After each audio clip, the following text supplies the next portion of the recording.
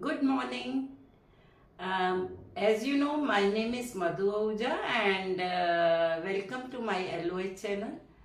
And जैसे कि हम already chemical reactions and equation chapter 1 start कर चुके हैं and today is part 7. I am sorry, this time I am very late. मैं बहुत ही देरी से वीडियो डाल रही हूँ, उसके लिए आई एम सॉरी. बट नहीं, अब आगे से आपको रेगुलरली वीडियोस दिखती रहेंगी. I will upload my videos timely.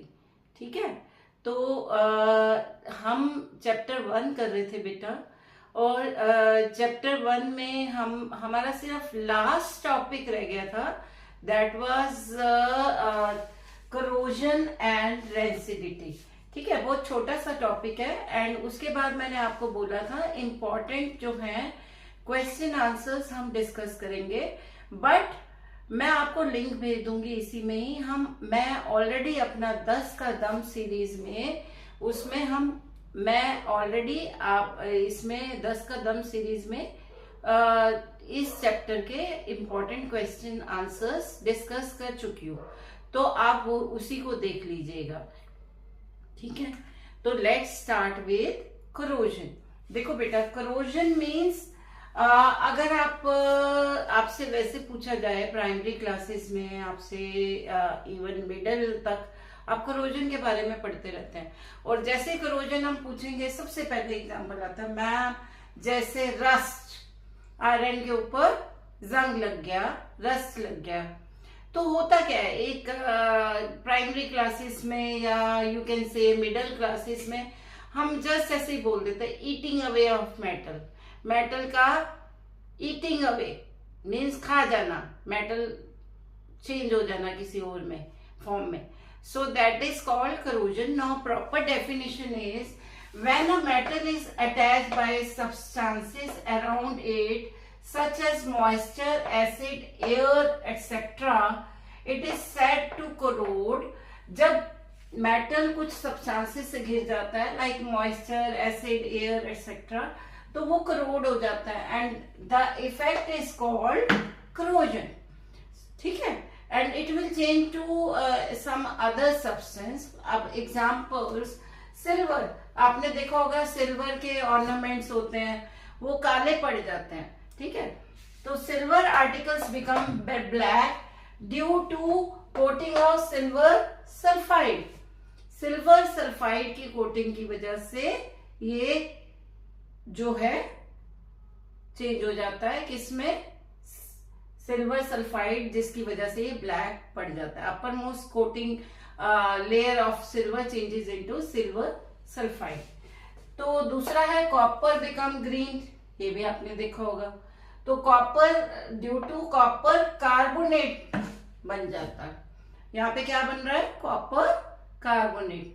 अब आयरन का एग्जांपल तो लिया ही है. आयरन जो है ऑक्सीजन और वाटर की प्रेजेंस में changes into rust which is iron oxide. Along with that dot water molecules are also there. ठीक है, उसमें वाटर मॉलिक्यूल्स भी अटैच होते हैं. तो this is about corrosion. Now come to rancid and how to prevent corrosion. अब मुझे बताइए करोजन को कैसे प्रिवेंट करेंगे हम? नेचुरली इन बिटवीन उस मेटल के ऊपर कोई ऐसी लेयर आ जाए जो एटमॉस्फेयर से, एटमॉस्फेरिक एयर से उसको प्रोटेक्ट कर रही है, तो वो करोजन से बच जाएगा. क्योंकि एटमॉस्फेयर में ही कार्बोनेट है, एटमॉस्फेयर में ही आपका सल्फर है, एटमॉस्फेयर में ही ऑक्सीजन एंड वाटर है. तो अगर एयर में एयर ही मेटल तक नहीं पहुंच पाए, तो इन दैट केस क्या होगा? करोजन नहीं होगा. तो बीच में आपको इसके ऊपर एक कोटिंग करनी है. ये कोटिंग आप कैसे कर सकते हैं? डिफरेंट आप डेली उसमें ऑयलिंग करिए, ग्रीजिंग करिए. ठीक है, या फिर वो एक पेंट की लेयर लगा दीजिए. और many different examples are there which आप डिटेल में, जिसके बारे में मेटल नॉन मेटल चैप्टर में पढ़ेंगे. ठीक है, तो अब हमारा नेक्स्ट टॉपिक है rancidity. Let's start with this. अब बेटा हम देखते हैं रेंसिडिटी क्या है। देखो आपने बहुत बार देखा होगा कि sometimes you are eating samosas और पकौड़ाज फ्रॉम हॉकर्स, और आप कहते हैं बड़े गंदे ऑयल की स्मेल आ रही है उसमें। और चिप्स आपके बहुत टाइम पुराने पड़े रह गए, और you have taken local chips लिए ट्रांसपेरेंट थैली में जो होते हैं, और जब आप खाते हैं तो आप कहते हो बड़े इसमें से ना ऑयल की स्मेल आ रही है, ऑयल अच्छा नहीं लग रहा खाने में।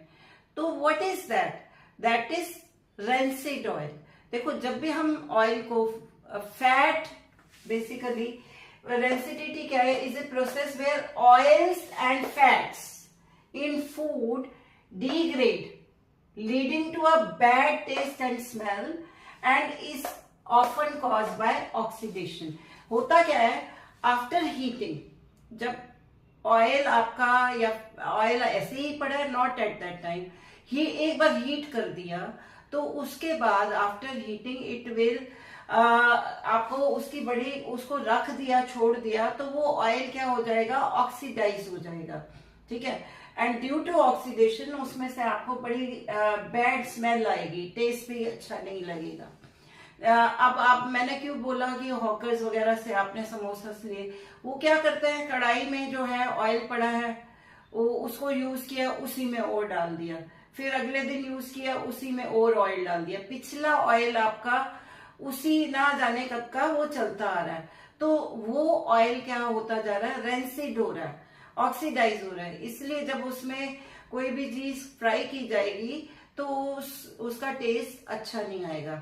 सिमिलरली मैंने अभी आपको चिप्स का एग्जांपल दिया। आपने बहुत से ब्रांडेड चिप्स देखे होंगे जिसमें क्या है, like Lays and I don't want to name that, कि उसमें बहुत सारी हवा भरी होती है। आप कहते हो इतना पैकेट फूला हुआ है, अंदर से चिप्स तो थोड़े से निकलते हैं। एक्चुअली होता क्या है, उसमें नाइट्रोजन गैस भरी हुई है। Why nitrogen gas? Because nitrogen gas is inert gas. Inert gas क्या मतलब होता है? जो यू नो इनर्ट गैसेस जो है किसी से रिएक्शन नहीं करती जल्दी से। ठीक है, तो रिएक्शन नहीं करने का मतलब क्या है कि वो एक लेयर बना देंगी। ठीक है, चिप्स और एयर के बीच में नाइट्रोजन की लेयर आ गई। ठीक है, तो क्या होगा? ऑक्सीजन जो है चिप्स तक नहीं पहुंच पा रही, और ऑक्सीडेशन नहीं होगा उसमें। चिप्स में जो ऑयल है उसका ऑक्सीडेशन नहीं होगा, इसलिए वो काफी टाइम तक सेव रहेंगे, रेंसिड नहीं हो पाएंगे। ठीक है, तो नंबर 1, इसको प्रिवेंट कैसे किया जा सकता है? नंबर 1, अपने मम्मी को बोलिए जब भी कोई फ्राइंग करते हैं, ऑयल घर में पकोड़ा बने या कुछ किया, तो उस ऑयल को आपने ज्यादा दिन तक यूज नहीं करना। Within a day two आप उसको फिनिश कर दीजिए, और उसको भी रखना जब है तो उसको एयर टाइट कंटेनर में रखना है, क्योंकि ज्यादा दिन रहेगा तो वो ऑक्सीडाइज हो जाएगा and that is again harmful, rancid हो जाएगा। Okay, and another thing is about, यहाँ पे ये लिखा हुआ है how to prevention keeping food in air tight container. And number 2 क्या है? अदर एग्जाम्पल इज चिप्स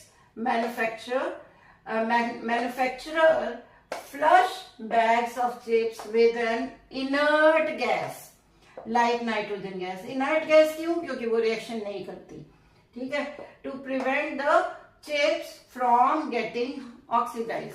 बीच में नाइट्रोजन की लेयर आ जाती है, तो ऑक्सीजन जो है चिप्स के कांटेक्ट में नहीं आ पाता, एंड नाइट्रोजन खुद तो किसी से रिएक्शन करती नहीं है, इसलिए आपके चिप्स जो हैं सेव रहते हैं।